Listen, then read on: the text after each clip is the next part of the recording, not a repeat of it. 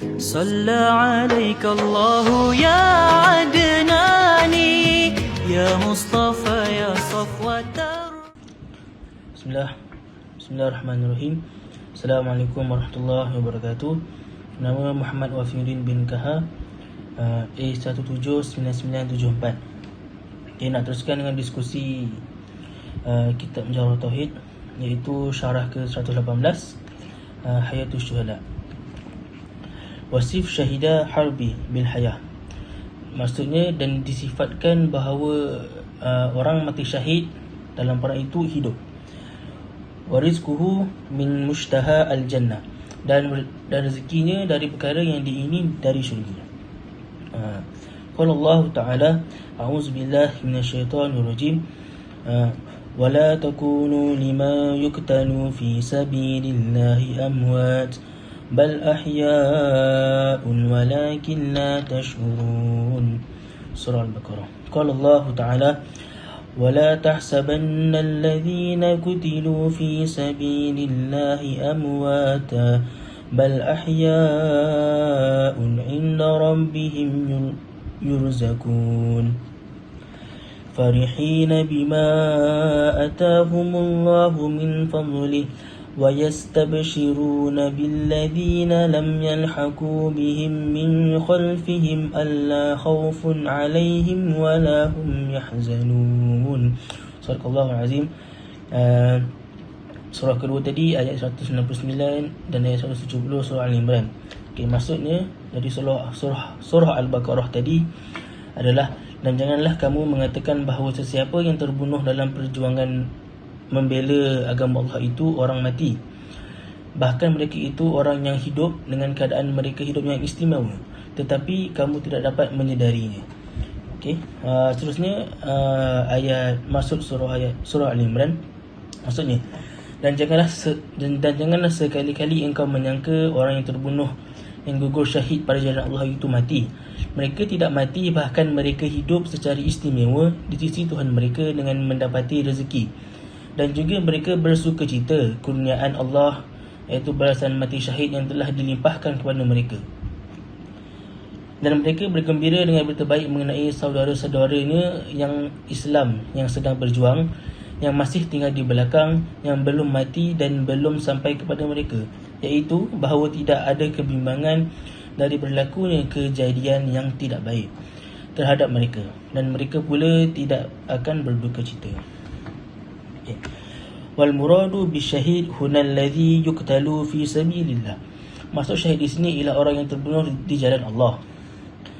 Wa summiya syahidan li'anna Allah Ta'ala syahida lahu bil jannah wal malaikatu yashhaduna lahu bizalik. Dinamakan syahid kerana Allah menjanjikan syurga untuknya. Malaikat juga menyaksikan demikian. Fahuwa syahidu bimakna, justeru syahid atau kesaksian dengan makna masyhudun lahu bil jannah thumma inna ruhu syahidat darussalam wa dakhalatha qabla yaumil qiyamah. Iaitu makna masyhud lahu, iaitu disaksikan untuknya syurga. Rohnya pula menyaksikan melihat negeri kekal, iaitu syurga yang dimasukinya sebelum kiamat. Fahuwa syahidun bimakna, dan syahid juga dengan makna syahidun, iaitu syahid hadirun musyahidun lil jannah, iaitu hadir menyaksikan syurga. Wal ayatan al-karimatan tashhadani lisyahid bi annahu hayyun. Dua ayat Quran di atas menyaksikan untuk orang mati bahawa dia sebenarnya hidup.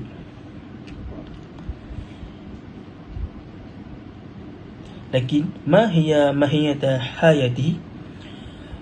Hadha amrun nufawwidu ilmuhu ila Allah. Namun apa sebenar hakikat hidup bagi orang mati syahid? Perkara ini diserahkan pengetahuannya kepada Allah. Ini bermaksud kita sebagai umat Islam, kita tidak tahu bagaimana orang mati syahid itu hidup kelak apabila mereka mati dalam peperangan menegakkan Islam. Jadi kita sebagai umat Islam ini adalah kita menyerahkan makna hidup selepas orang mati syahid itu diserahkan kepada Allah Subhanahu Wa Taala. Okey, seterusnya wa na'taqidu annahu laysa maitan kabakiyatil amwat.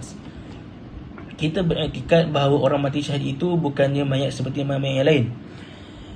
Wa inna kunna la nushahidu fi jismihi harakatan wala hayata kal ahya alladhina yamshuna ala wajhil ard.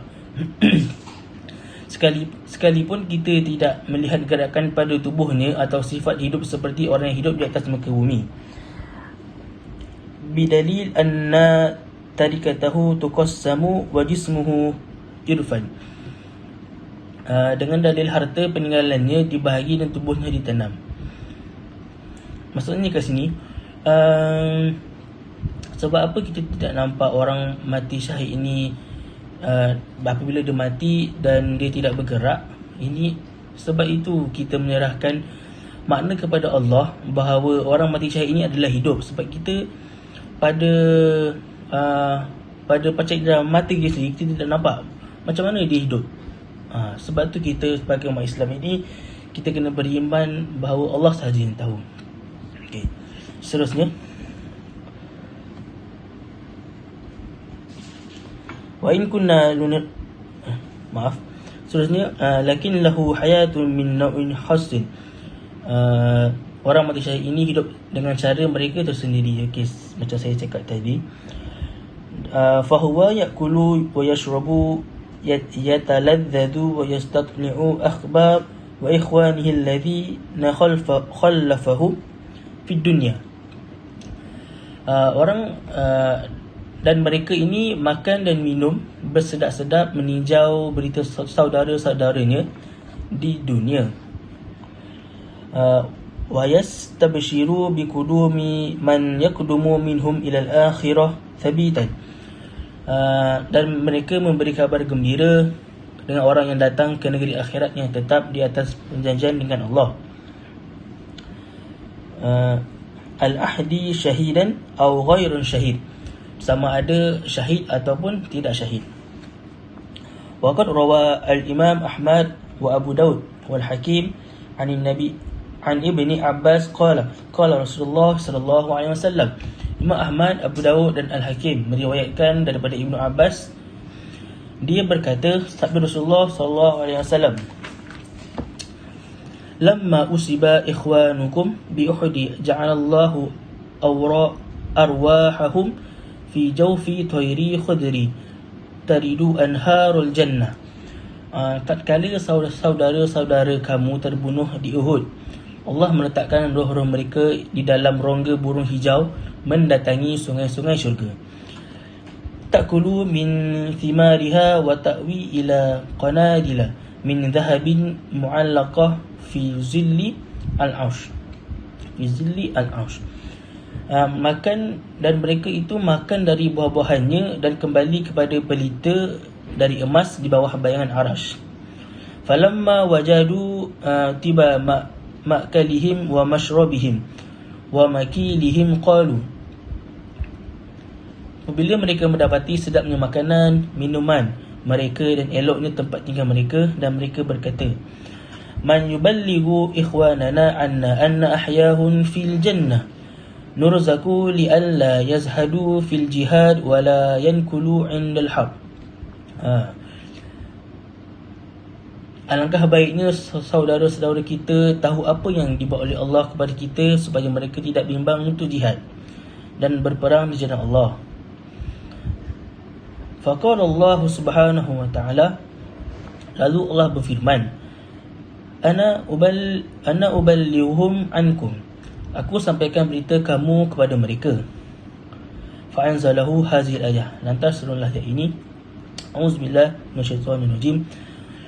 Wala tahsabanna alladhina qutilu fi sabilillahi amwata bal ahya'un 'inda rabbihim yurzakun. Sadaqallahul azim. Itu surah Al-Imran ayat 169. Yang bermaksud, dan janganlah sekali-kali engkau menyangka orang yang terbunuh, yang gugur syahid pada jalan Allah itu mati. mereka itu tidak mati, bahkan mereka hidup secara istimewa di sisi Tuhan mereka dengan mendapat rezeki. Okey.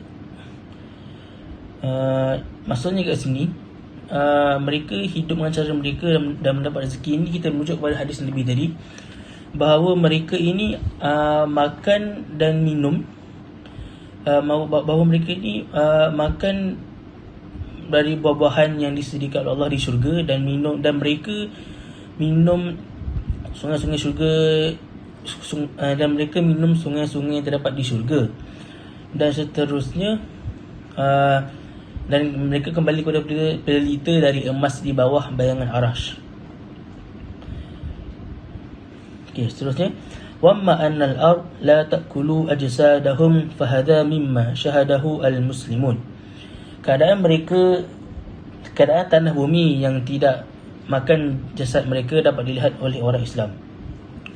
Wa tanakuluhu munzu ahdis sahabah ila ahdina fa fi al-muwatta. Dan berita ini tersebar semenjak zaman sahabat sehingga kini. Okey.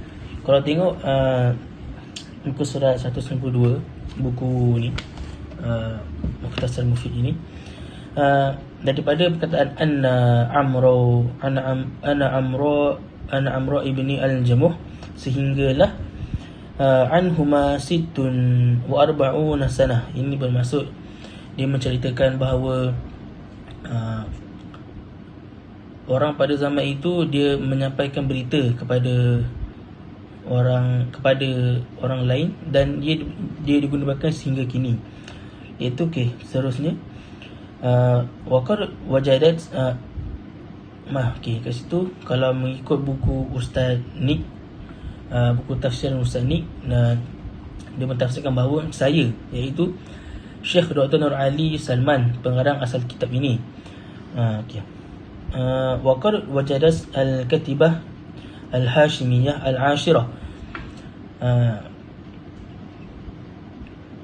mendapati bahawa satu pelatun al-Hashimiyah ke-10 minal jaish al-Arabi al-Urdun, dari tentera Jordan, sanah 1390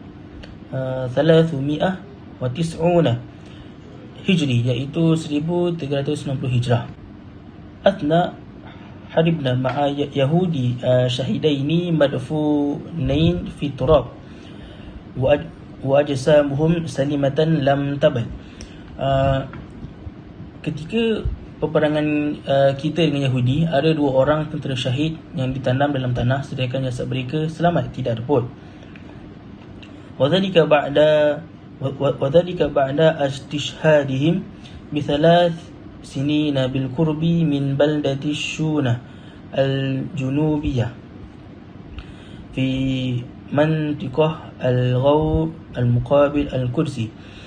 Ini berlaku selepas 3 tahun mereka mati syahid berdekatan dengan bandar Shunah Selatan di kawasan Al-Ghaw, iaitu lembah sepadan dengan Al-Quds. Wahia mantiqah syahidatul al-Hararah wara'athuma al-kitabah kulluha wa akhbarani man syahadahuma.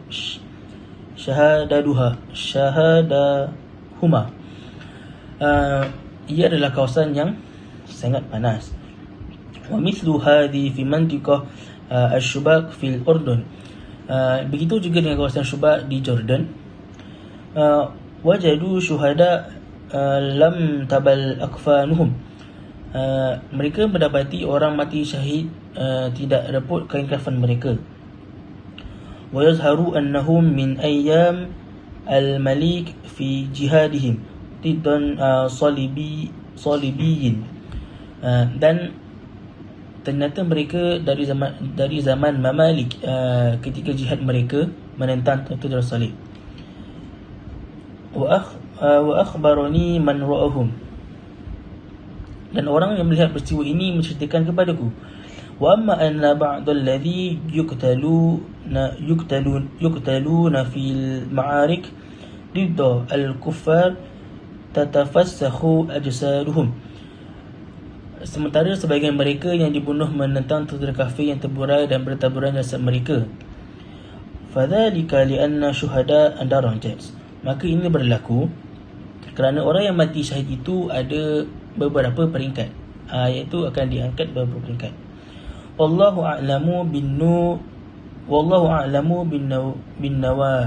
nawaya.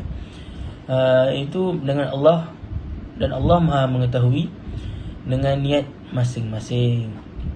Okey, nak dikatakan di sini bahawa orang yang mati syahid ini adalah mereka dikafankan dan mereka tidak dimandikan dan tidak disembahyangkan. Sebab apa? Sebab mereka tidak dimandikan kerana darah-darah mereka itu akan menjadi saksi bahawa mereka itu adalah mayat yang mati syahid. Sebab oleh kerana itu dinamakan syahid, iaitu antaranya ialah darah mereka menjadi saksi bahawa mereka merupakan orang-orang yang syahid di jalan Allah. Seterusnya, dalam surah Al-Baqarah yang pada awal tadi menceritakan bahawa ayat itu menerangkan bahawa istilah Allah memberikan keistimewaan kepada mereka adalah mereka dapat menyaksikan syurga, dan mereka juga dapat menginap di sana dengan Allah memberikan kepada mereka ganjaran yang bahawa mereka hidup awal dan mereka kekal sebelum tiba hari kiamat. Okey, baik. Seterusnya,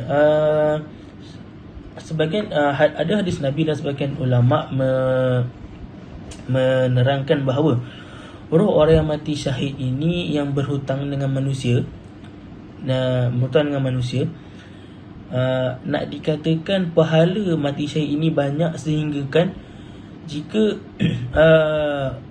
orang mati syahid itu meninggal mati syahid, maka pahala dia itu akan digunakan bayar untuk kepada pemiutang itu, orang yang pemberi hutang kepadanya, untuk melangsaikan hutang tersebut. Okey. Seterusnya, kelebihan, itu antara kelebihan. Ada lagi kelebihan orang yang mati syahid ini adalah mereka itu bila di syurga, mereka didatangi sungai-sungai syurga kepada mereka, dan kemudian mereka ini terlepas dari azab kubur dan memperolehi pahala yang sangat banyak seperti yang saya katakan tadi.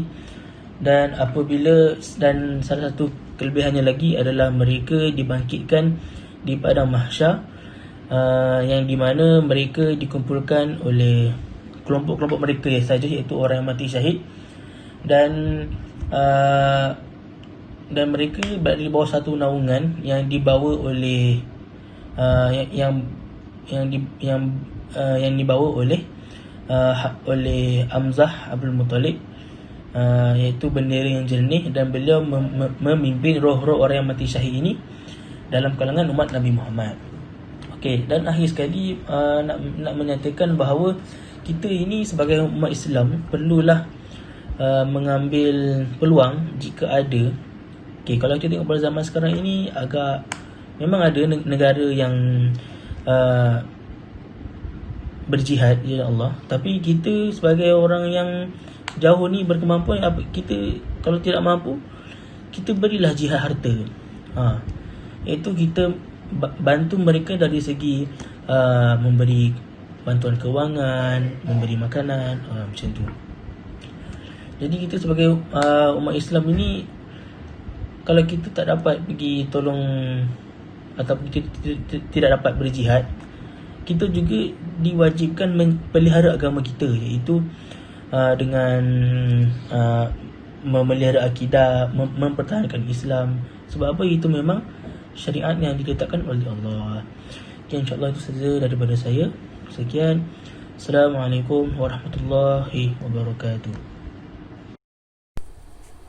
Bismillahirrahmanirrahim. Nama saya Nurul Asyikah binti Azhar, nombor matrik A182166. Hari ini saya ingin membincangkan terjemahan daripada kitab Mukhtasar Mufid berkenaan tajuk Anwa' Syuhada, iaitu jenis-jenis syuhada. Inna syuhada salah satu anwa', dan syuhada terbagi kepada 3 jenis.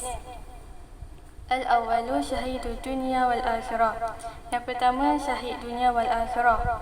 Wa huwa al-mu'min as-salih alladhi yuqatilu li'ila'i kalimatillah.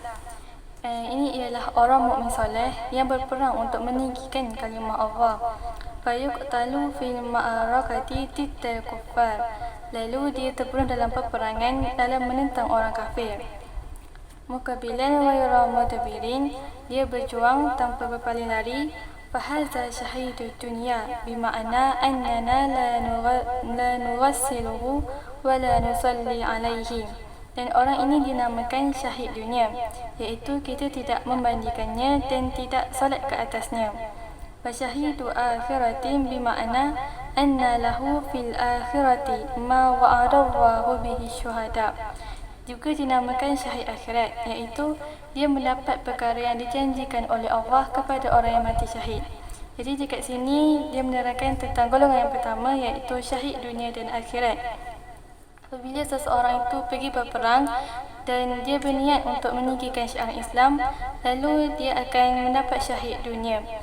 Jenazahnya pula tidak akan disolatkan dan tidak akan dimandikan. Dan dia juga akan mendapat syahid akhirat apabila dia mendapat perkara yang dijanjikan oleh Allah kepadanya. As-sani syahidul dunia. Yang kedua, syahid dunia. Wa huwa al-muslim allazi yuqtalu fil ma'arakati tiddal kuffar. Iaitu orang Islam dalam peperangan yang menentang orang kafir. Lakin lam takun niyatuhu illa kalimatillah. Tetapi bukanlah niatnya untuk meninggikan kalimah Allah. Fahazal muslim la yughassalu wa la yusalla alaihi. Dan orang ini tidak akan dimandikan dan tidak disolatkan. Li'annahu syahidun hasabas zahir. Kerana secara zahirnya dia mati syahid. Wa nahnu lam nattali' ala sariratihi. Dan kita tidak melihat rahsia hatinya. Wa fil akhirah laisa lahu ma lisyuhada. Dan di akhirat orang ini tidak mendapat sebagaimana yang dijanjikan untuk orang yang mati syahid. Bal huwa kasairi amwastil muslimin. Bahkan dia seperti orang yang mati biasa. Wa dalilu hadza qaulur rasul. Dan dalil daripada sabda Nabi SAW, man qatala litakuna kalimatullahi hiyal ulya fahuwa fi sabilillahi azza wa jalla. Sesiapa yang berperang untuk meninggikan kalimah Allah, itulah orang yang berjuang di jalan Allah. Wa kana hadza jawaban liman qala. Dan ini adalah jawapan kepada orang yang bertanya kepada Nabi. Ya Rasulullah, wahai Rasulullah, ar-rajulu yuqatilu lil maghnam. Lelaki yang berperang untuk mendapat harta rampasan perang. Wal-rajulu yuqatilu lizikri. Lelaki yang berperang supaya disebut namanya. Wal-rajulu yuqatilu liyura makanuhu. Lelaki yang berperang untuk dilihat kedudukannya. Faman fi sabilillah. Siapakah di jalan Allah? Qala, Nabi bersabda, man qatala litakuna kalimatullahi hiyal ulya fahuwa fi sabilillah. Sesiapa yang berperang untuk meninggikan kalimah Allah, itulah orang yang berjuang di jalan Allah. Jadi di sini kita dapat lihat bahawa golongan kedua, iaitu syahid dunia, dia hanya mendapat syahid dunia kerana niatnya bukanlah untuk meninggikan syiar Islam, tetapi jenazahnya masih tidak disolatkan dan dimandikan seperti golongan yang pertama. As-salis syahidul akhirah. Yang ketiga adalah syahid akhirah. Wa hadza yughassalu wa yusalla alaihi. Orang ini dimandikan dan disolatkan. Walahu indallahi ta'ala mislu ajri syuhada fil ma'rakah. Dan di sisi Allah, dia akan mendapat pahala orang yang mati syahid dalam perang. Qala Rasulullah, Rasulullah SAW bersabda, "Asyhadatu sab'un siwal qatli fi sabilillah." Maksudnya, mati syahid itu ada 7 selain perang fi sabilillah. Al-mat'un syahidun, orang yang mati kerana ta'un adalah syahid. Wal-wariku syahid, orang yang mati lemas adalah syahid. Wasahibu zatil jambi syahid, orang yang sakit di bahagian dada yang bersangatan adalah syahid. Wal-mabtunu syahid, orang yang mati dengan sebab sakit dalam perut adalah syahid. Wasahibul hariki syahid, orang yang mati terbakar adalah syahid. Wallazi yamutu tahtal hadmi syahid, orang yang mati di bawah runtuhan adalah syahid. Wal mar'atu tamutu bi jum'in syahid, dan perempuan yang mati dengan sebab kelahiran adalah syahid. Dan untuk golongan yang ketiga ini, jenazahnya akan dimandikan dan disolatkan ke atasnya. Dan kita juga dapat lihat daripada apa yang berlaku di negara kita sekarang dan seluruh dunia, iaitu wabak coronavirus. Dan coronavirus ini juga akan menyebabkan seseorang tu mendapat syahid akhirat. Wa fi ba'dil ahadits ziyadatun ala ma zukira, dalam sesetengah hadis ada tambahan dari apa yang disebut. Al-gharibu wal madubu wa man yaqa'u min fawqil baiti ay makanin alin. Orang yang berdagang, orang yang dipatuk ular, orang yang jatuh dari tempat tinggi. Wa man taqa'u alaihi sakhratun wallati tamutu minal ghirati ala zawjiha. Orang yang ditimpa batu, perempuan yang mati yang cemburu terhadap suaminya. Wa man qutila duna malihi wa man qutila duna nafsihi. Orang yang dibunuh kerana mempertahankan hartanya, orang yang dibunuh kerana mempertahankan dirinya. Wa man qutila duna akhihi wa man qutila duna jarihi. Dan orang yang dibunuh kerana mempertahankan saudaranya, orang yang dibunuh kerana mempertahankan jirannya. Wal amiru bil ma'rufi wan nahi anil munkar ay idza qutila bisababin zalika. Dan orang yang menyuruh kebaikan dan melarang kemungkaran, iaitu apabila dibunuh dengan sebab demikian. Wa fi ba'dil ahadits ziyadatun ala man zukira, dalam sesetengah hadis ditambah lagi, man qutila duna dinihi, orang yang dibunuh kerana mempertahankan agamanya. Wa man qutila duna ahlihi ay irdihi wa nisaihi wa man qutila mazluman, orang yang dibunuh kerana mempertahankan ahlinya, iaitu Marwah dan isterinya, dan orang yang dibunuh secara zalim. Jadi itu saja jenis-jenis golongan syuhada, iaitu pertama golongan syahid dunia akhirat, golongan kedua syahid dunia, dan yang ketiga syahid akhirat. Dan ketiga-tiga ini mempunyai persamaan dan perbezaan yang tersendiri. Jadi kita akan masuk kepada tajuk yang seterusnya, iaitu makna rezeki. Makna rezeki. Wal rizqu indal qaumi ma bihi untufik, dan rezeki menurut pendapat satu golongan ialah perkara yang boleh ambil manfaat. Wakila la bal ma malak wa ma ittubik, dan dikatakan tidak, bahkan perkara yang dimiliki dan perkara yang menuruti. Fayarzuqullahul halala fa'lama, lalu Allah beri rezeki yang halal dan memberitahu tentangnya. Wayarzuqul makruha wal muharrama, dan memberi rezeki perkara yang dibenci dan haram. Ar-Razzaqu huwa Allahu azza wa jalla, pemberi rezeki ialah Allah azza wa jalla. Wa hadza la khilafa fihi bainal muslimin, dan perkara ini tidak ada khilaf di kalangan orang Islam.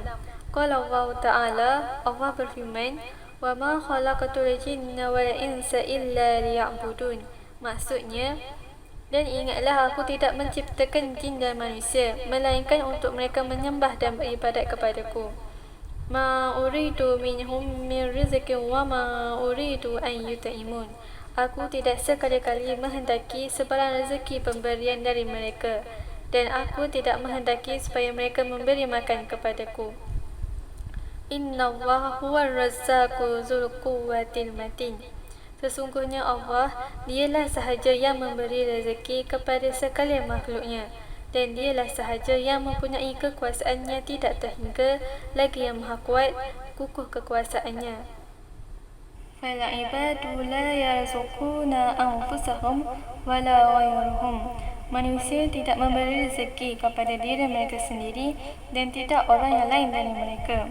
Bal yata'atawna al-asbab wal razzaqu huwa Allah Ta'ala. Mereka cuma mencari sebab-sebab sahaja untuk mendapat rezeki. Dan pemberi rezeki yang sebenar ialah Allah Subhanahu wa Ta'ala. Qala azza wa jalla, seperti dalam firman-Nya, huwallazi ja'ala lakumul arda zalulan famshu fi manakibiha wa kulu min rizqi wa ilaihi nusyur. Maksudnya, dialah yang menjadikan bumi ini bagi kamu mudah digunakan, maka berjalanlah di rata-rata ceruk rantaunya, serta makanlah dari rezeki yang dikurniakan Allah, dan ingatlah kepada Allah jualah tempat kembali kamu sesudah dibangkitkan hidup semula, maka hargailah nikmatnya dan takutilah kemurkaannya. Jadi di sini kita dapat simpulkan bahawa Allah itu adalah pemberi rezeki dan kita sebagai hamba-Nya hanya mencari sebab-sebab untuk mendapatkan rezeki. Lakin ma huwa rizqu fi istilahi syar'i? Namun apakah rezeki menurut istilah syarak? Hal huwa ma intafa'a bihi al-insan wal haywan? Apakah ia perkara yang diambil manfaat oleh manusia dan haiwan? Amma malakahul insan, atau perkara yang dimiliki oleh manusia. Dan di sini ada dua pendapat. Qala ahlu sunnah, dan berkata ahli sunnah, ar-rizqu ma intafa'a bihil insan wal haywan. Rezeki ialah perkara yang diambil manfaat oleh manusia dan haiwan. Faqala al-Mu'tazilah, dan Mu'tazilah berkata, ma malakahul insan, rezeki ialah perkara yang dimiliki oleh manusia. Dan ini adalah perbezaan pendapat antara dua golongan, iaitu ahli sunnah dan Mu'tazilah. Kesimpulannya, kita perlulah percaya bahawa Allah itu maha memberi rezeki. Dan rezeki ini datang daripada tiga cara. Yang pertama, datang kerana kita mencari rezeki. Yang kedua, datang kerana Allah itu nak bagi. Dan yang ketiga, datang kerana kita pernah memberi. Jadi itu saja daripada saya. Sekian, terima kasih. Bismillah, insyaAllah Ana akan sambung penerangan daripada sahabat Ana yang sebelum ni, iaitu makna tajuk makna rezeki, matan nombor 119 dengan 120. Bismillah. Qala musannif rahimahullah ta'ala, wa hujjatu ahli sunnah anna al-mas'alah laysa fiha illa qawlan, qawluhum wa qawlul mu'tazilah. Jadi ahli sunnah ni telah berhujah bahawa pendapat ni ada dua pendapat, iaitu pendapat rezeki yang pertama adalah pendapat daripada ahli sunnah itu sendiri, dan yang kedua adalah daripada Mu'tazilah. Wa qawlu Mu'tazilah yang bani alaihi umur ghairu sahihah minha.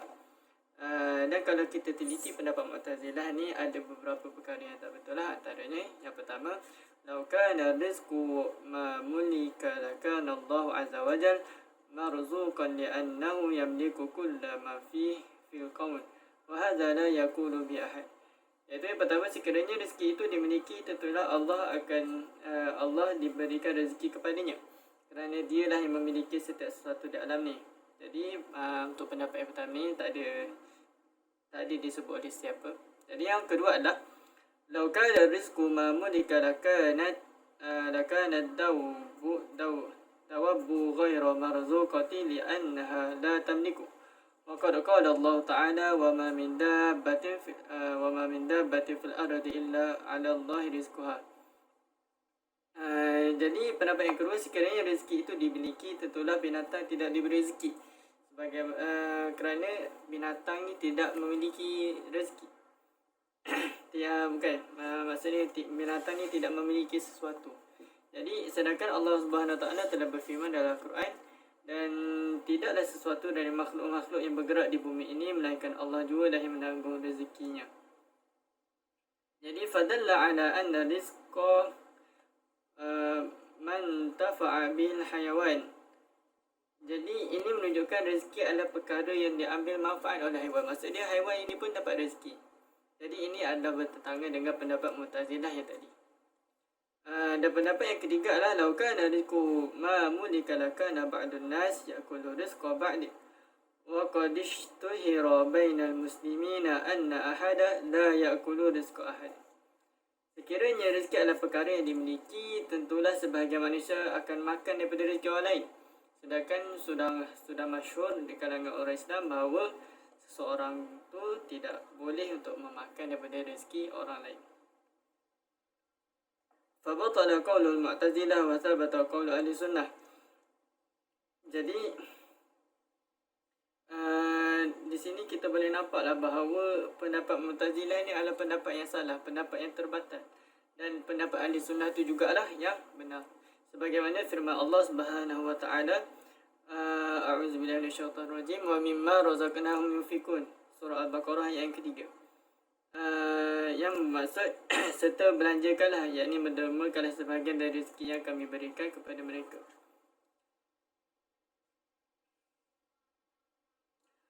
Fa ma'nahu mimma a'tainahum war rizqu yutlaqu lughatan 'ala al-milki. Maksudnya dari apa yang kami berikan kepada mereka, perkataan rezeki dari segi bahasa kepada pemilikan.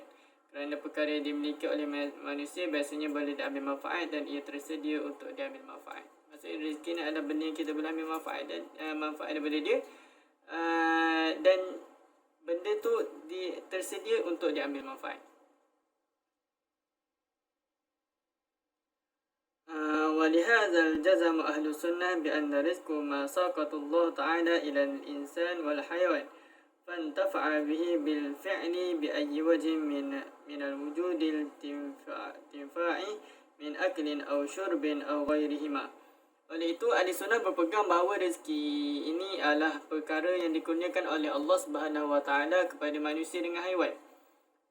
Lalu ia mengambil manfaat dengannya daripada perbuatannya melalui apa-apa bentuk manfaat, sama ada makanan, sama ada dalam bentuk minuman ataupun selain kedua-duanya. Maksudnya dari segi untuk kulit untuk kita buat pakaian, ataupun kita ambil pokok, kita ambil daun-daun pokok untuk dijadikan sebagai ubat-ubat. Jadi ini adalah bentuk rezeki yang selain daripada bentuk makanan dengan minuman.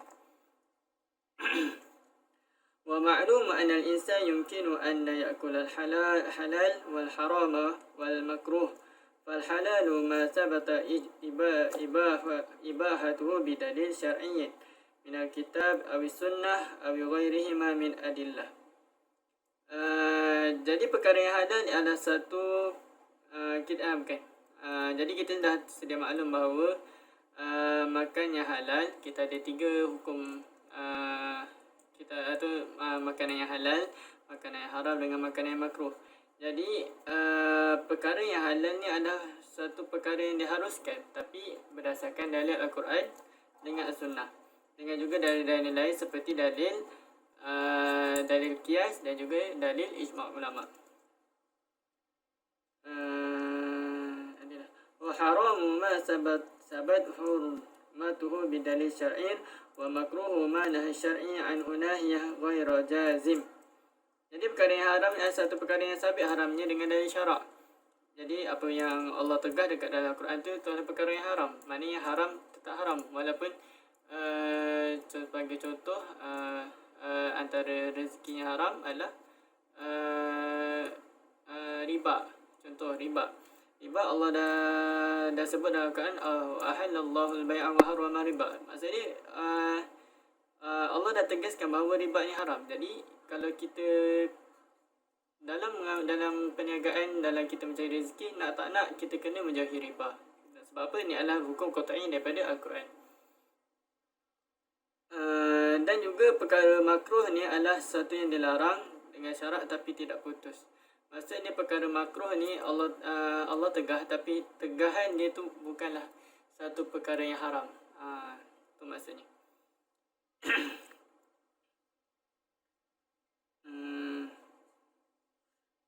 Fa'in qila kaifa yarzuqullahu al-haram. Jadi timbul satu persoalan, bagaimana Allah berikan kepada sesuatu itu rezeki yang haram. Jadi kita sebagai ahli sunnah wal jamaah, kita pun akan menyatakan bahawa hadhihi min mas'il khalqil af'ali wal kasbi wa qad taqaddama hadithu anha wa khulasah jawab alladhi yunasibul maqam anna al-'abda yakhtaru al-intifa'a biharami fayuhasabu 'ala ikhtiyari wa in kanat qudratu 'ala al-intifa'i biharami min khalqillah ta'ala. Jadi kita sebagai ahli sunnah wal jamaah, kita akan menyatakan bahawa rezeki yang haram ni, orang yang mengambil rezeki yang haram ni adalah satu masalah yang daripada perbuatan yakni khalqul af'al dan juga al-kasbu yakni iaitu usaha dan juga perbuatan seseorang itu. Sebab apa? Perkara ini kita dah ada bincangkan dalam matan yang sebelum ni. Jadi di sini sesuai untuk kita cakap bahawa seorang manusia ni boleh memilih untuk mengambil manfaat dengan perkara yang haram ataupun lalu dihisap pilihannya,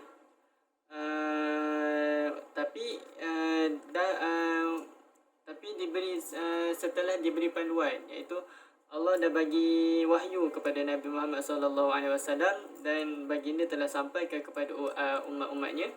Jadi seseorang tu, apabila seseorang tu tahu benda itu haram dan dia melakukan perkara haram tersebut, maka itu adalah tanggungjawab diri sendiri. Sebab apa? Allah telah kurniakan akal kepadanya untuk membuat pilihan. Jadi dia boleh memilih untuk mengambil rezeki itu dari punca yang halal ataupun punca yang haram, yang di mana ketika akhirnya nanti dia akan dihisap atas rezeki apa, cara apa dan bagaimana rezeki itu diambil. Jadi kita masuk dekat tajuk yang seterusnya, iaitu makna tawakal. Matan yang ke-121. Fil iktisabi wa tawakkul ikhtulif wa raji'ut tafsilu hasba ma'urif. Maksudnya adalah tentang usaha dan fil iktisabi wa tawakkul ikhtulif, tentang usaha dan tawakal ada khilaf. Wa raji'ut tafsilu hasba ma'urif, iaitu pendapat yang kuat ia perlu diperincikan mengikut suasana. Jadi apa maksud dia?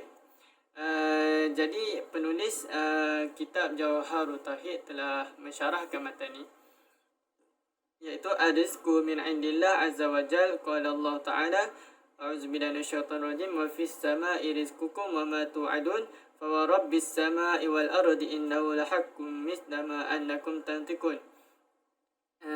Jadi rezeki ni adalah satu benda yang Allah kurniakan. Allah dah tetapkan dekat dalam dekat lauh mahfuz. Allah dah tetapkan rezeki untuk setiap masing-masing.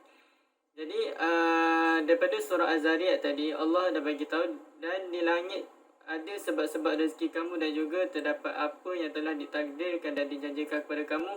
Maka demi Tuhan langit dan bumi, sesungguhnya yakni apa yang tersebut itu tetap benar, tidak patut diragu-ragukan, sebagaimana tidak sepatutnya diragukan benarnya kamu dapat berkata-kata. Wa ma'a hadza amru Allah Ta'ala bis-sa'i fi talabil rizqi faqala fa idza qudiyatis salatu fantashiru fil ardi wabtaghu min fadlillah. Surah Al-Jumu'ah ayat ke-10. Jadi Allah perintahkan kepada manusia ni untuk mencari rezeki, untuk mengusahakan untuk mendapatkan rezeki, iaitu dekat dalam surah Al-Jumu'ah ayat ke-10 tadi Allah berfirman, maksudnya kemudian setelah selesai solat Jumaat, maka bertebaranlah kamu di muka bumi, bertebaranlah kamu di atas muka bumi untuk menjalankan urusan masing-masing, dan carilah apa yang kamu hajati dari limpah kurnia Allah, serta ingatlah akan Allah banyak-banyak dalam segala keadaan, supaya kamu berjaya di dunia dan di akhirat.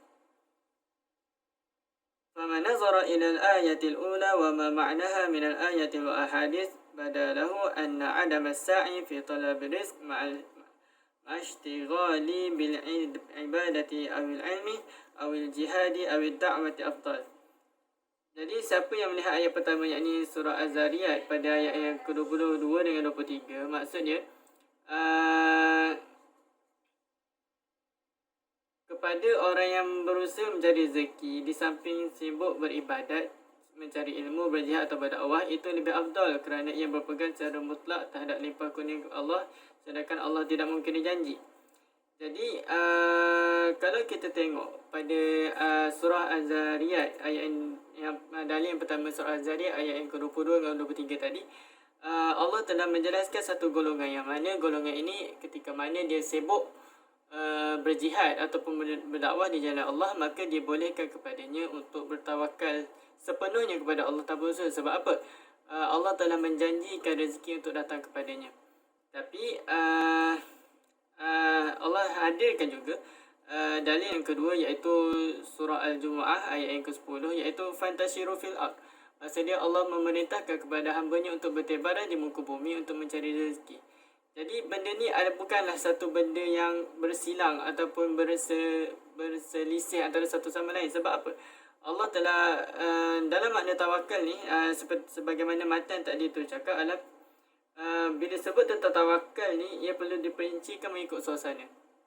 Jadi macam mana kita nak faham suasana ni? Kita ambil contoh, sebagai contoh kisah Imam Asy-Syafi'i dengan gurunya Imam Malik. Pada satu hari mereka menazarah tentang tawakal, di mana Imam Syafi'i berpendapat bahawa rezeki ini perlu diusahakan barulah rezeki ini datang, dengan dalil bagaimana seorang burung itu dapat makan sedangkan ia duduk dalam sarangnya. Tapi gurunya Imam Malik berpendapat bahawa rezeki itu akan datang sekiranya kita bertawakal kepada Allah sepenuhnya. Jadi selepas munazarah, jadi Imam Syafi'i pun pulang ke rumahnya, dan pada hari seterusnya ketika mana dia pergi berjalan-jalan di satu tempat, dia nampak ada seorang pekebun anggur tengah mengusahakan anggurnya. Jadi Imam Syafi'i pun dengan rela hati menolong pekebun anggur tu, dan akhirnya dia mendapat anggur sebagai balasan kepada bantuannya sebentar tadi. Jadi Imam Syafi'i ini pun gembiralah, sebab apa?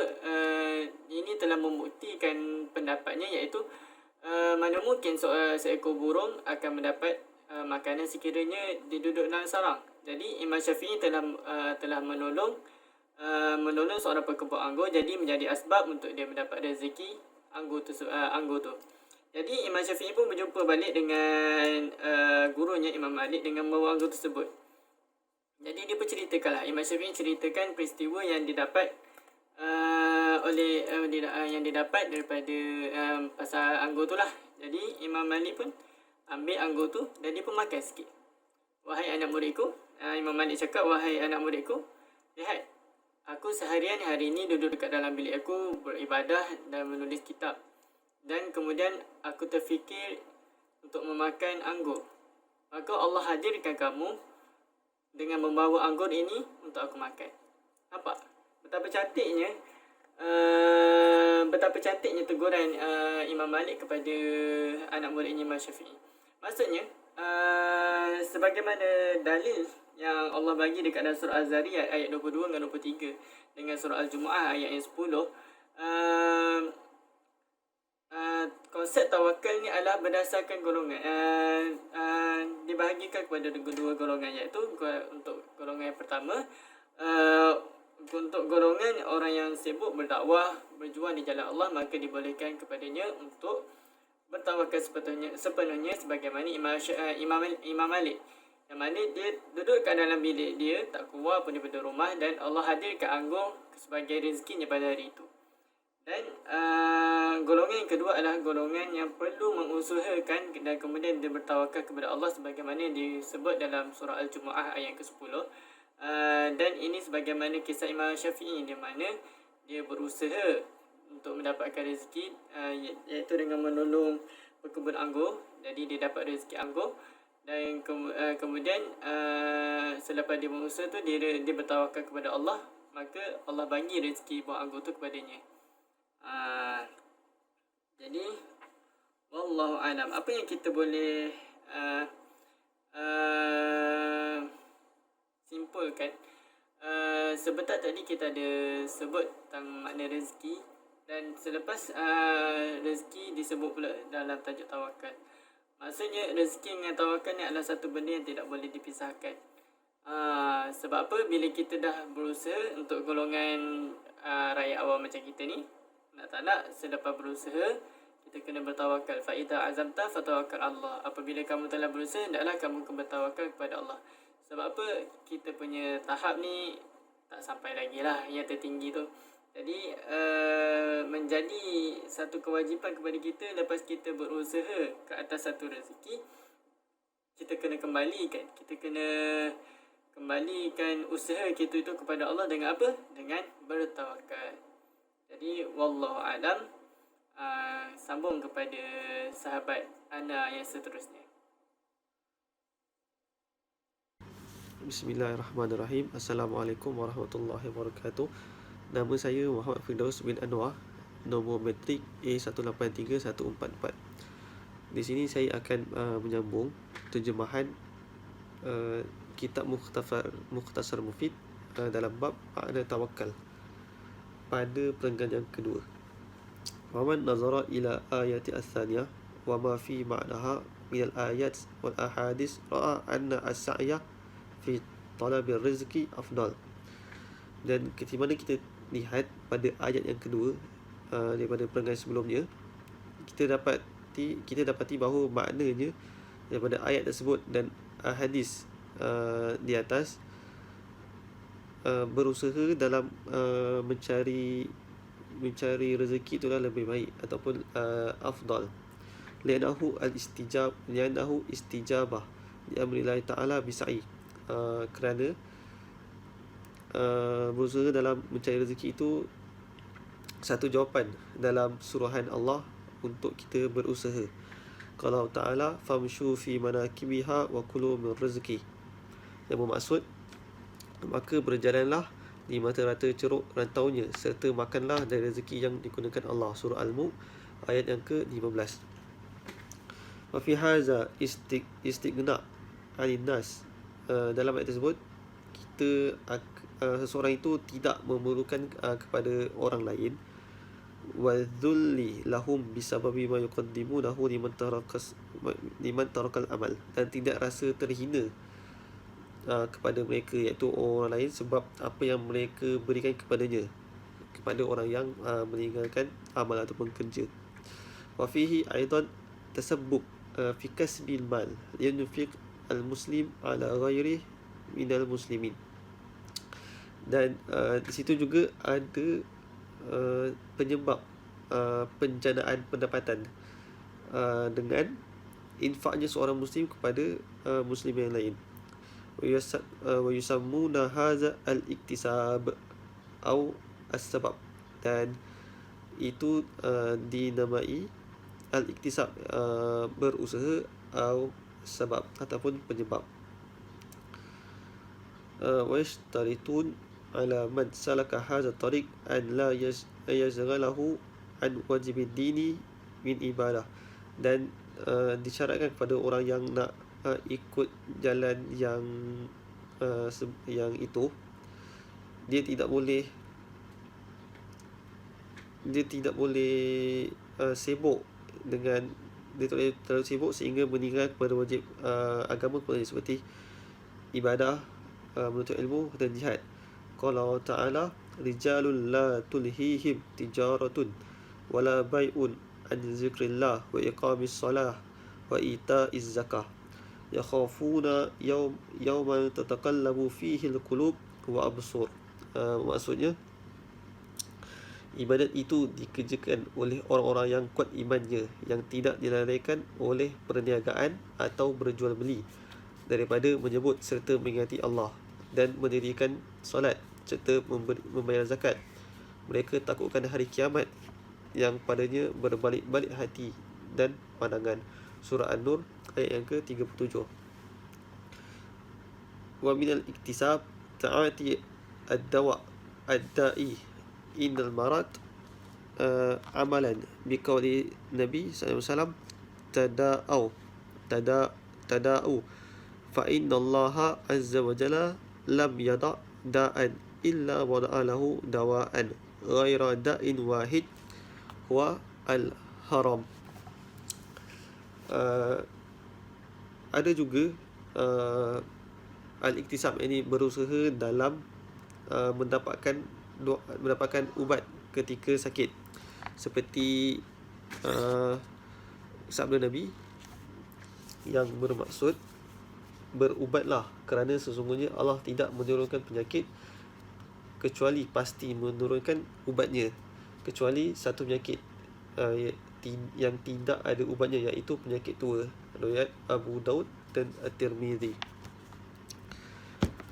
Wa amma man nazara ila ayataini ma'an ma ashbahahuma min ayati wa ahadis wajada lahu annahu la ta'arud bainahuma.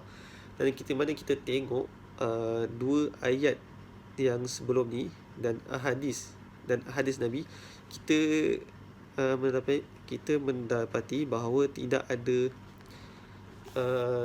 ada satu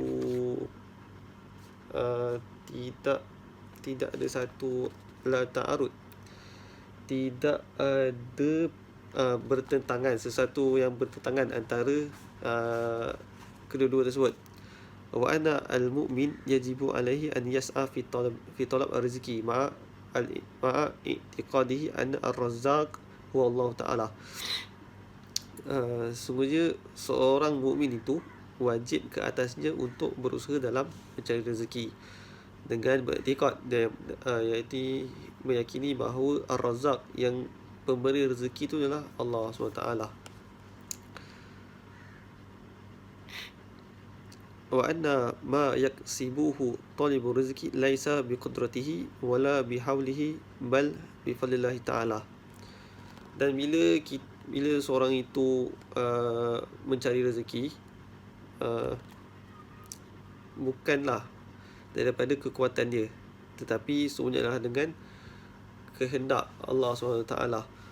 Fakam min insan yas'a wa yat'ab fi talibir rizq wa huwa fakir. Berapa banyak manusia yang bersungguh dan berpenat-penat dalam mencari rezeki tetapi dia tetap fakir. Wa kam min insan yabzulu juhdan qalilan wa ya'tihi malun kasirun. Dan berapa banyak manusia yang kesungguhannya sedikit dalam mencari rezeki tetapi diberikan harta yang banyak. Mislu hadza yuqal fi da'i wa tadawi. Dan perkara ini juga sama seperti ad-da'i wa tadwi, obat dan pengambilan obat, seperti fa'ala al-muslim an yatadawa wa ya'taqid anna asy-syafi huwa Allah Ta'ala. Ke atas muslim itu, wajib ke atas muslim itu mengambil ubat dan beriktikad dan meyakini bahawa yang menyembuhkan itu adalah Allah. Qala azza wa jalla fi ma hakahu an Ibrahim alaihi salam wa idza maridtu fa huwa yashfin. Yang bermaksud dan apabila aku sakit maka dialah yang menyembuhkan penyakitku. Surah Asy-Syu'ara ayat ke-80. Wa hadza huwa aula. Dan perkara ini adalah perkara yang paling terbaik, li'annahu halun Nabi sallallahu alaihi wasallam wa halus sahabah al-kiram. Kerana itulah keadaannya Nabi dan keadaannya sahabat alaihi salam. Wa halun Nabi sallallahu alaihi wasallam wa halu ashabi asyraful ahwal.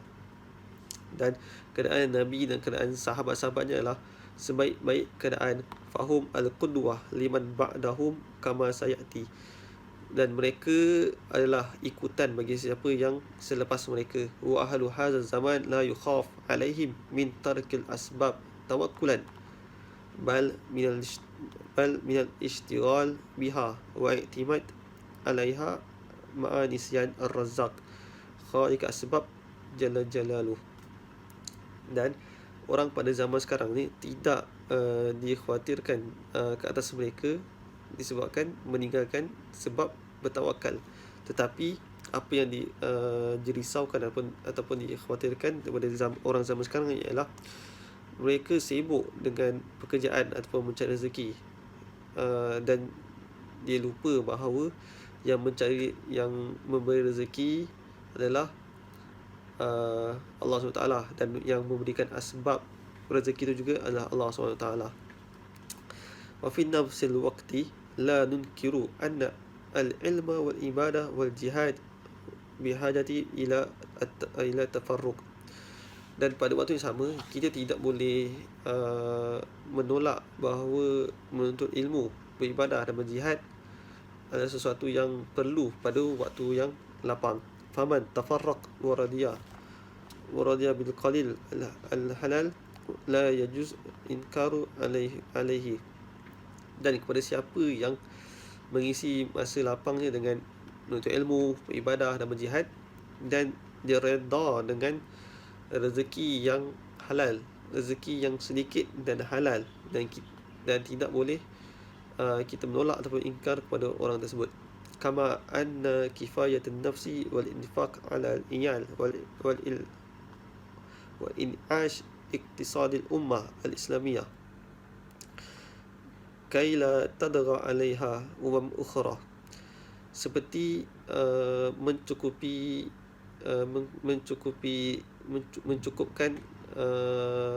mencukupkan diri dan berinfak kepada keluarga dan berinfak kepada ekonomi umat Islam, supaya kailan tadgha 'alaiha ukhra, supaya tidak diceroboh ataupun tidak dijajah oleh umat yang lain.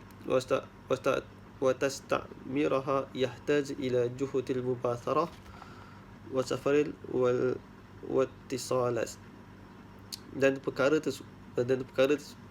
semua itu perlukan juhdi mubatharah, satu kesungguhan yang tinggi untuk kita mencapai perkara tersebut.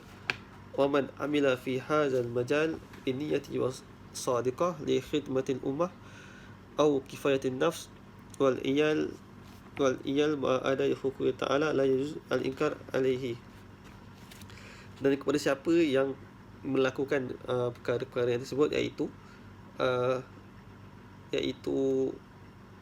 kifayatun nafsi, mencukupkan diri, wal iyal, mencukupkan keluarga, dengan niat yang betul untuk berkhidmat kepada umat, serta melakukan perkara-perkara yang telah disuruh oleh Allah, kita tidak boleh mengingkari orang tersebut. Waqad qala Rasulullah SAW, kullun muyassarun lima khuliqa lahu. Yang bermaksud setiap orang dimudahkan kepada perkara yang dijanjikan untuknya. Riwayat Bukhari dan Muslim. Wal ummah la tastaghni an hadza wala an dzak. Dan umat pula perlukan golongan ini dan golongan yang sebelumnya. Wa khiyarul ummah kana fihim al-ghani kal Utsman ibn Affan wa Abdul Rahman ibn Auf. Dan ada umat yang terpilih dalam kalangan mereka yang kaya, seperti Sayyidina Utsman ibn Affan dan Abdul Rahman ibn Auf. Wa kana fihim al-fakir ka Abi Dzar wa Bilal radhiyallahu anhum. Dan ada juga daripada kalangan mereka yang fakir, seperti Sayyidina Abi Dzar dan Bilal radhiyallahu anhum. Wa awliya'u fihim al-ghani wal fakir. Dan ada juga wali-wali Allah ini, ada yang dalam kalangan mereka yang kaya dan ada juga yang fakir. Waliza ikhtalafu ayyuhuma afdal. Dan para ulama berikhtilaf mana satu yang afdal, mana satu yang terbaik, antara al-ghani syakir am al-fakir sabir, antara orang kaya yang bersyukur ataupun orang fakir yang bersabar, mana yang satu lebih baik. As-sahih anna al-mu'awwal alaihi huwa halu ma'allah. Dan para ulama bersepakat perkara yang paling afdal dan sahih adalah kenaan manusia itu dengan Allah. Faman qaraba ila Allah fa huwa afdal. Kepada siapa yang lebih dekat kepada Allah, maka itu lebih afdal. Sawaun fi zalik ghani am fakir. Tak kiralah dia itu kaya ataupun fakir. Okay. Daripada teks makna tawakal, ada beberapa kesimpulan yang saya perolehi. Antaranya adalah qaul Ta'ala, فَإِذَا قُضِيَتِ الصَّلَاةُ فَانْتَشِرُوا فِي الْأَرْضِ وَابْتَغُوا مِنْ فَضْلِ اللَّهِ وَاذْكُرُوا اللَّهَ كَثِيرًا لَعَلَّكُمْ تُفْلِحُونَ. Yang bermaksud, kemudian setelah sembahyang, maka bertebaranlah kamu di muka bumi untuk menjalankan urusan masing-masing, dan carilah apa yang kamu hajati dari limpah kurnia Allah, serta ingatlah akan Allah banyak-banyak dalam segala hal, supaya kamu berjaya di dunia dan di akhirat. Surah Al-Jumu'ah ayat yang ke-10. Qala Allah famshu fi manakibiha wa kulu min rizqi. Maksudnya, maka berjalanlah di merata-rata curug rantaunya serta makanlah dari rezeki yang dikurniakan Allah. Surah Al-Mulk ayat yang ke-15. Daripada dua ayat yang telah saya bahas tadi, makna yang saya dapat daripada dua ayat tersebut adalah Allah menyuruh kita untuk berusaha untuk mencari rezeki walaupun di mana-mana, dan para ulama bersepakat bahawa pencarian rezeki itu lebih baik daripada menunggu rezeki itu datang. Dan selepas berusaha, barulah datangnya tawakal. Sebab tawakal ini adalah kita berserah 100% kepada Allah Ta'ala selepas kita berusaha dengan bersungguh-sungguh. Seperti selepas kita bekerja, kita perlu bertawakal bahawa Allah yang akan memberikan rezeki kepada kita. Contohnya yang lain adalah apabila kita sakit, kita perlu bertawakal. Kita sakit, kita tawakal. Kita demam, kita tawakal. Kita mengharap Allah akan memberikan kita kesembuhan. Tetapi pada waktu yang sama, kita perlu berusaha untuk kita mendapatkan ubat. Seperti sabda Rasulullah SAW, tada'u fa inna Allah azza wa jalla lam yada' da'an illa wa da'alahu dawa'an ghaira da'in wahid al-haram.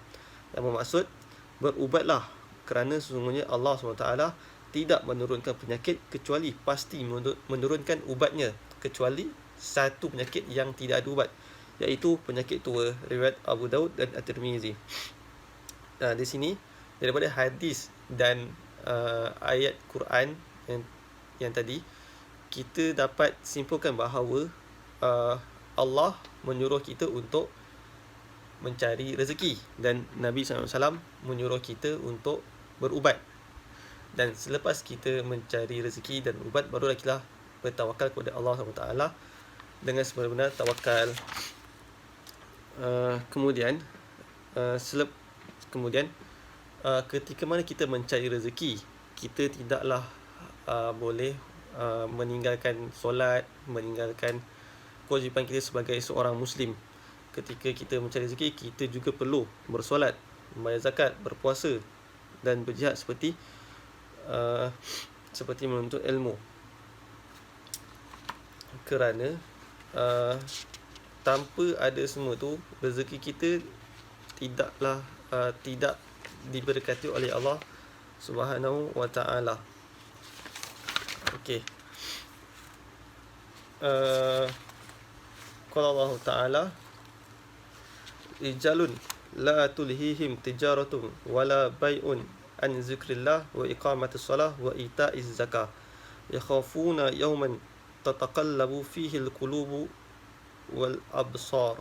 Maksudnya, ibadat itu dikerjakan oleh orang-orang yang kuat imannya, yang tidak dilalaikan oleh perniagaan atau berjual beli daripada menyebut serta mengingati Allah, dan dirikanlah solat serta membayar zakat. Mereka takutkan hari kiamat yang padanya berbalik-balik hati dan pandangan. Surah An-Nur ayat yang ke-37. Itulah antara dalil yang menunjukkan sifat mukmin itu adalah apabila mereka mencari rezeki, mereka juga tidak melupakan tanggungjawab mereka sebagai seorang Muslim. Berharap kepada manusia adalah sesuatu yang sangat sia-sia, dan sebab manusia tidak dapat memberikan apa-apa kepada manusia, melainkan Allah yang memberikan segalanya kepada kita. Rasulullah SAW bersabda, "Lau annakum tawakkaltum 'ala Allah haqqan tawakkulih la razaqakum kama yarzuqu at-tayra taqdu himasan wa taruhu bitanan." Maksudnya, sesungguhnya seandainya kalian bertawakal kepada Allah dengan benar-benar tawakal, nescaya kalian akan diberikan rezeki seperti mana rezekinya burung-burung. Mereka berangkat pada pagi hari dalam keadaan lapar dan pulang petang dalam keadaan kenyang. Riwayat Imam Ahmad, At-Tirmizi, Al-Hakim, Ibn Hibban dan Al-Mubarak dari Umar bin Al-Khattab. Dalam hadis ini, Imam Ahmad memberikan pandangan beliau dengan al-qaul, tidak ada isyarat yang membolehkan kita untuk meninggalkan usaha. Dalam hadis tersebut, tidak ada isyarat yang membolehkan kita untuk meninggalkan usaha. Sebaliknya, di dalam hadis terdapat isyarat tentang perlunya kita bergerak mencari rezeki. Jadi maksud hadis di atas ialah bahawa seandainya manusia bertawakal kepada Allah dalam kepergian, kedatangan dan usaha mereka, dan mereka mengetahui kebaikan, iaitu rezeki itu yang datangnya daripada Allah SWT, tentu mereka tidak akan pulang kecuali dalam keadaan mendapatkan harta yang selamat, sebagaimana burung-burung yang tersebut. Imam As-Suyuti menukilkan bahawa Imam Baihaqi dalam Syu'ab Al-Iman berkata, hadis ini bukanlah dalil untuk kita bersantai-santai dan enggan melakukan usaha untuk memperoleh rezeki. Sebaliknya, hadis ini merupakan dalil yang memerintahkan untuk mencari rezeki, kerana burung tersebut pergi pada pagi hari untuk mencari rezeki. Contoh lain untuk kita faham kenapa kita perlu berusaha sebelum kita bertawakal. Contoh lain adalah ketika Rasulullah SAW berperang, Rasulullah juga memakai baju besi, dan Rasulullah SAW juga bersabda, "Ikilha wa tawakkal." Rasulullah berpesan, ikatlah untamu, barulah kamu bertawakal. Rasulullah SAW memakai baju besi untuk melindungi tubuh Rasulullah SAW daripada terluka ataupun terkena pedang. Kemudian Rasulullah SAW barulah baginda bertawakal, Allah akan menjaga baginda. Dan kenapa kita perlu bertawakal, usaha dan tawakal? Kerana di dalam dunia ni ada orang yang usahanya mencari rezeki itu banyak, usaha dia keras, tetapi rezeki yang dia dapat itu tak setimpal dengan usahanya. Dengan maksud lain, pendapatannya kurang. Dan ada orang yang usahanya kurang tapi pendapatannya tinggi, dan itu kita dapat simpulkan bahawa kita mendapat rezeki ataupun pendapatan ataupun harta itu bukanlah daripada usaha kita, tetapi daripada kurnia Allah SWT. Walau kuat macam mana pun kita lakukan, tetapi kita tidak percaya Allah yang memberikan rezeki, itu semua sia-sia. Sebab jika kita percaya bahawa Allah yang memberikan rezeki, sedikit ataupun banyak, kita akan terima seadanya. Qala Allah Ta'ala fi kitabil aziz, "Wa man yatawakkal 'ala Allah fa huwa hasbuh." Maksudnya, dan ingatlah, sesiapa yang berserah diri bulat-bulat kepada Allah SWT, maka Allah akan cukupkan baginya, iaitu untuk menolong dan menyelamatkannya. Surah At-Talaq ayat yang ketiga. Ibn Qayyim menjelaskan dalam firman Allah Ta'ala, firman tersebut tidak dikatakan bahawa orang yang bertawakal akan dibalas dengan sesuatu balasan seperti solat, balasnya dengan pahala, tetapi disebut balasan yang bertawakal adalah Allah akan memberikan dan mencukupkan. Allah sendiri yang akan memberikan dan mencukupkannya. Jika seorang itu benar-benar bertawakal kepada Allah, maka Allah akan memberikan ataupun membukakan jalan keluar melalui langit dan bumi serta setiap makhluk di dalamnya yang Allah telah tundukkan. Allah SWT akan mencukupkan dan menolong orang yang bertawakal tersebut. Bertawakal ialah sesuatu yang sangat penting bagi seseorang manusia, kerana tawakal adalah cara untuk kita mendekatkan diri kepada Allah SWT dan mendapatkan rezeki yang diberkati oleh Allah SWT. Dan itu saja dari saya.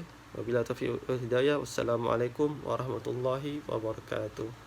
عدناني يا مصطفى يا صفوة الرحمن الحمد لله الذي